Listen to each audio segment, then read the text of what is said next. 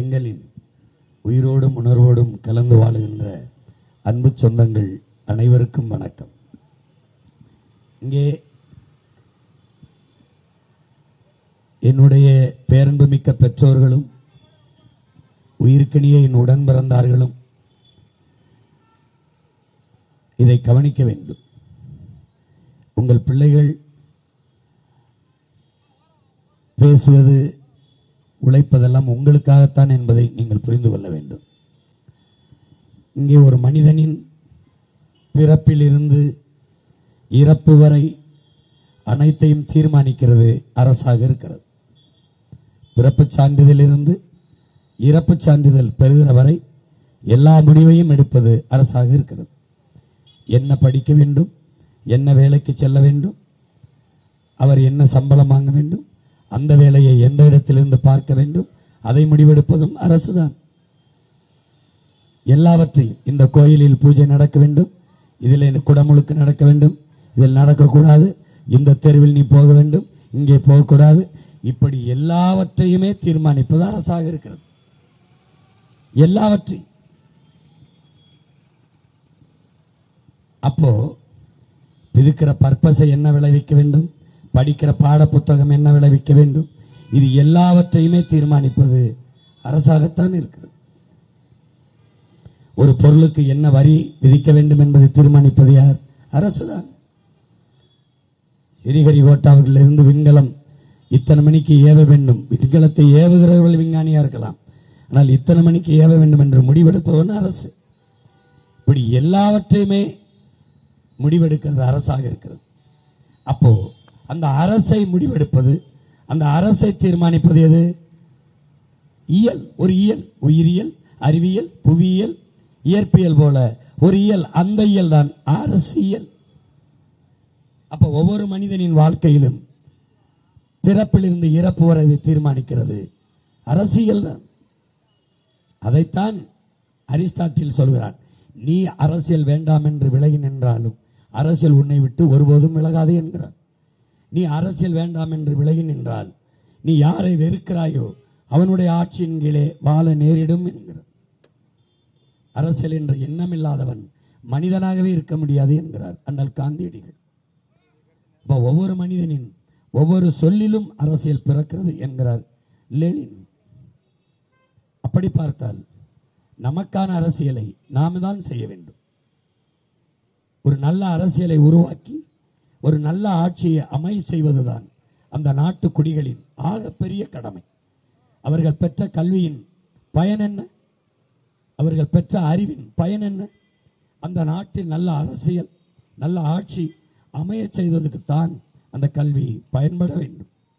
ஒரு நல்ல அரசியலும் நல்ல ஆட்சியும் அமைந்து விட்டால் அந்த நாட்டில் எந்த பிரச்சனையும் இருக்காது. ஒவ்வொரு பிரச்சனைக்கும் போராட வேண்டிய தேவை இருக்காது. முறையிட்டு மனு கொடுத்து மன்றாட வேண்டிய தேவை இருக்காது.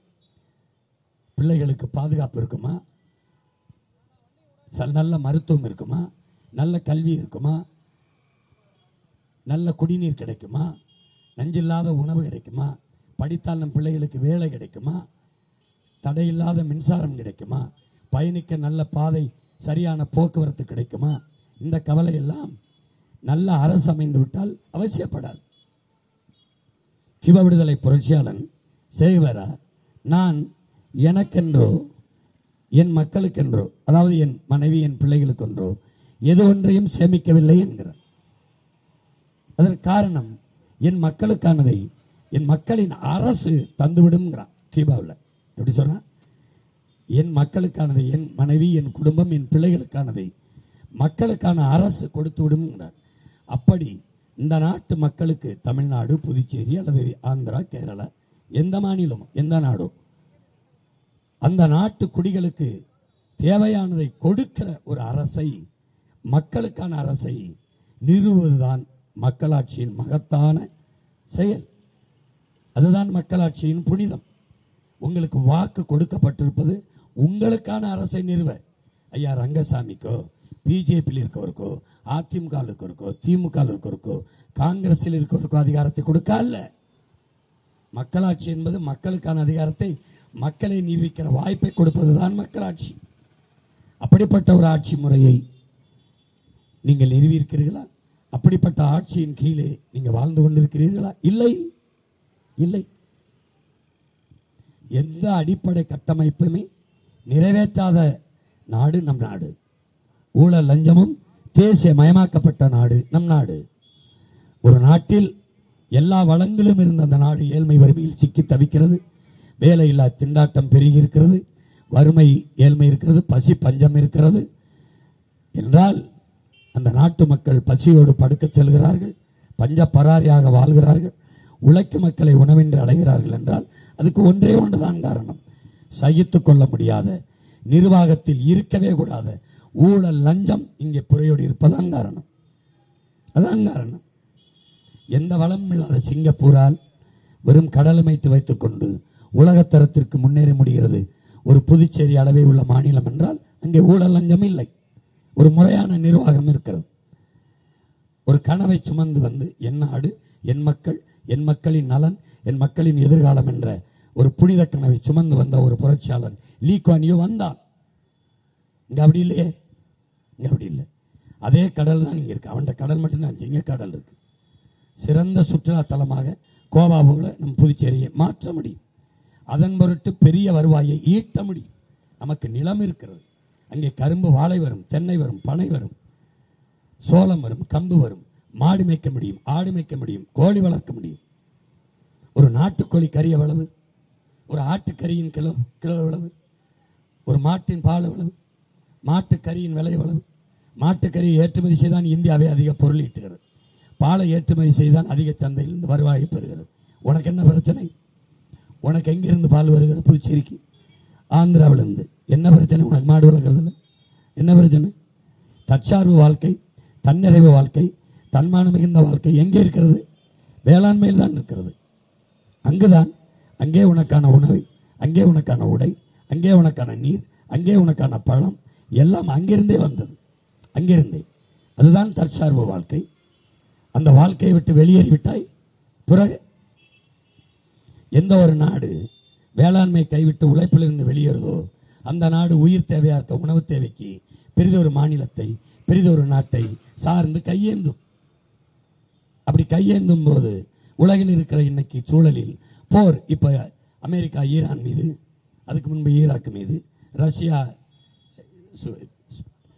தொடுத்தது போல, இப்படி பல்வேறு நாடுகள் உக்ரைன் மேல ரஷ்யா போர் தொடுத்தது போல இப்படி போர்கள் வருமானால் அந்தந்த நாடுகளை அத்தியாவசிய பொருள்களுக்கு நாம் சார்ந்து நிற்கும் போது பெரும் பஞ்சத்தை எதிர்கொள்வோம்.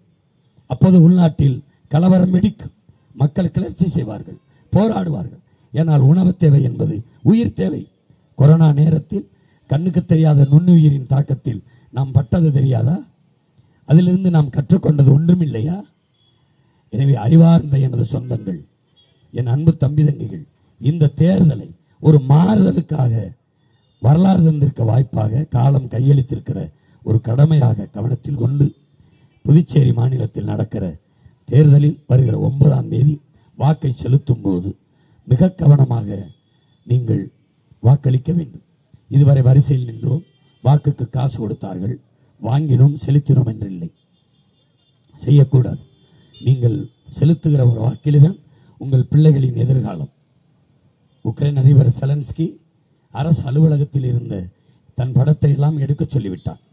இங்கே முதலமைச்சர் படங்கள் இருக்குமே, அப்படி இருந்த இடத்தில் எடுக்க சொல்லிவிட்டான். எடுத்துவிட்டு என் படத்திற்கு பதிலாக உங்கள் அலுவலக மேசைக்கு எதிரே உங்கள் பிள்ளைகளின் படத்தை மாட்டி வையுங்கள், உங்கள் குழந்தைகளின் படத்தை. நீங்கள் உங்களுக்கு முன்னாடி வருகிற கோப்புகளில், ஃபைல்களில் கையெழுத்திடும் போது குழந்தைகள் முகத்தை பாருங்கள். உங்கள் கையெழுத்து அவர்களின் எதிர்காலத்திற்காக இருக்கும் என்றால் போடுங்கள், இல்லை என்றால் கையெழுத்திடாதீர்கள். அவர்கள் எதிர்காலத்தை பாதிக்கும் என்றால் போடாதீர்கள் என்றார். அதை போல என் அன்பு சொந்தங்களை, என் அருமை பெற்றோர்களை, வாக்கை செலுத்த போகும்போது சாப்பிட்டு விட்டு தான் செல்வீர்கள். தட்டிலே சாப்பாடு வர காரணமாக இருந்தவன் யார் என்பதை சிந்தியுங்கள். அது உறுதியாக உங்களுக்கு தெரியும், விவசாயி தான். அப்ப விவசாயிக்கு நன்றி உணர்வை நெஞ்சில் ஏந்தி, எண்ணத்தில் ஏந்தி செல்லுங்கள். அங்க போய் வாக்கு செலுத்தும் போது உங்கள் மகளை, உங்கள் மகனை, உங்கள் பேரனை, பேத்தியை பார்த்துவிட்டு செல்லுங்கள், அவர்கள் முகத்தை. அங்கு போய் வாக்கை செலுத்தும் போது எந்த சின்னத்துக்கு வாக்கை செலுத்தினால் நம் பிள்ளைகள், நம் பேரன் பேத்திகளின் எதிர்காலம் நன்றாக இருக்கும் என்று எண்ணி பார்த்து, யாருடைய வெற்றியில் நம் பிள்ளைகளுக்கான எதிர்காலம் இருக்கும் என்பதை எண்ணி பார்த்து வாக்கை செலுத்துங்கள். உணவுண்டு போன நீங்கள் நன்றியோட முதல் பெட்டியிலே விவசாயி நிற்பான். அவனை பார்த்து தொடுங்கள், நன்றி என்று தொடுங்கள், அவனை அழுத்துங்கள், எல்லாவற்றையும் மாற்றுங்கள், இந்த நாட்டையும் மக்களையும் காப்பாற்றுங்கள். அவனுக்கு செலுத்துகிற வாக்கில்தான் இந்த நாட்டின் எதிர்காலம் தீர்மானிக்கப்படுகிறது. எனவே என் அன்பு சொந்தங்களை, விவசாய சின்னத்திற்கு வாக்களிப்போம், வருங்கால தலைமுறைக்கு வாழ்வளிப்போம் என்ற உறுதியை நாம் ஏற்போம். புரட்சி எப்போதும் வெல்லும்.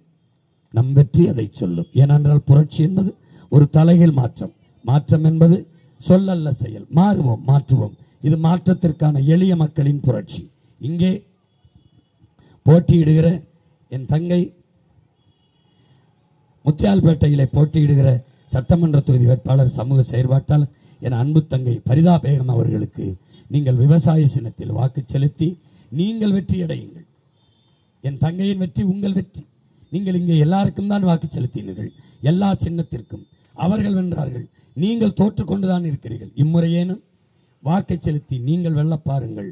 விவசாய சின்னத்தில் வாக்கு செலுத்தி என் தங்கை பரிதா பேகம் அவர்களை வெற்றி பெற செய்து நீங்கள் வெற்றியடையுங்கள். அடுத்ததாக உப்பளம் தொகுதியிலே போட்டியிடுகிற சட்டமன்ற தொகுதி வேட்பாளர் என் தங்கை சமூக செயற்பாட்டாளர் தேவி பிரியா அவர்களுக்கு விவசாய சின்னத்திலே வாக்கை செலுத்தி வெற்றி பெற செய்து என் மக்களின் வெற்றியை உறுதி செய்து இந்த நாட்டின் எதிர்காலத்தை தீர்மானியுங்கள் என்று உங்கள் மகன் அன்போடு வேண்டுகிறேன். அடுத்ததாக ராஜ்பவன் தொகுதியிலே போட்டியிடுகிற சட்டமன்ற தொகுதி வேட்பாளர் செவிலியர் என் அன்பு தங்கை கற்பகவள்ளி அவர்களுக்கு நீங்கள் விவசாய சின்னத்திலே வாக்கை செலுத்தி வெற்றி பெற செய்யுங்கள் என்று உங்கள் மகன் அன்போடு வேண்டுகிறேன். அடுத்ததாக உருளையன்பேட்டையிலே போட்டியிடுகிற என் பாசத்திற்குரிய தங்கை அழகுக்கலை வல்லுநர் அனிதா வீரப்பன் அவர்களுக்கு வாக்கை செலுத்தி வெற்றி பெற செய்து இந்த நாட்டை உங்கள் வாக்கை செலுத்தி இந்த நாட்டை நல்வழியில் செலுத்துங்கள் என்று உங்கள் மகன் உங்கள் உடன் பிறந்தவன் அன்போடு வேண்டுகிறேன். அடுத்ததாக நெல்லித்தோப்பு தொகுதியிலே போட்டியிடுகிற என் பாசத்திற்குரிய தம்பி என் அன்பு இளவல் சிவகுமார் அவர்களுக்கு திரைப்பட தயாரிப்பாளர் என்னுடைய ஆருயிர் இளவல். நீண்ட காலமாக நானும் அவரும் உறவில் மட்டுமல்ல கொள்கையிலும் உறவாக இருக்கிற அண்ணனும் தம்பி. அவருக்கு சிவகுமார் அவர்களுக்கு இந்த நிலத்திலே விவசாய சின்னத்திலே வாக்கை செலுத்தி வெற்றி பெற செய்யுங்கள் என்று அன்போடு வேண்டுகிறேன். லாஸ்பேட்டை தொகுதியிலே போட்டியிடுகிற அன்பு தங்கை ஜெயசித்ரா அவர்களுக்கு விவசாய சின்னத்திலே வாக்கு செலுத்தி வெற்றி பெற செய்யுங்கள் என்று உங்கள் மகன் உரிமையோடும் உறவோடும் உணர்வோடும் அன்போடும் வேண்டுகிறேன். உங்கள் பிள்ளைகள் இங்கே நிற்பது கூட்டணி வைக்கக்கூடாது என்ற நோக்கம் அல்ல. கூட்டணி வைத்து இவர்கள் இந்த நாட்டுக்கு மக்களுக்கும் கொள்ளையடித்து தவிர செய்தது என்ன? அதை தடுக்க யார்? அதற்காகத்தான் உங்கள் பிள்ளைகள் தனித்துவத்தோடு உயர்ந்த தத்துவத்தோடு களத்தில் நிற்கிறோம். புரட்சி எப்போதும் வெல்லும். நம் வெற்றி அதை சொல்லும். இலக்கு ஒன்றுதான், இனத்தின் விடுதலை. இனம் ஒன்றாவோம், இலக்கை வென்றாவோம். தமிழ் தாய் வாழ்க, தலைவர் பிரபாகரன் வாழ்க. என் தங்கைகளும் தம்பிகளும் வெல்க வெல்க வெல்க, நாம் தமிழர்.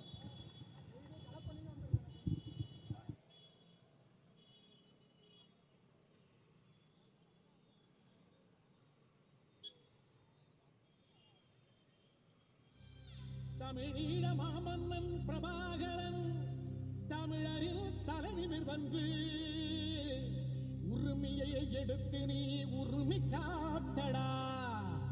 உருமும் புலியாய் நீ உறுதி காட்ட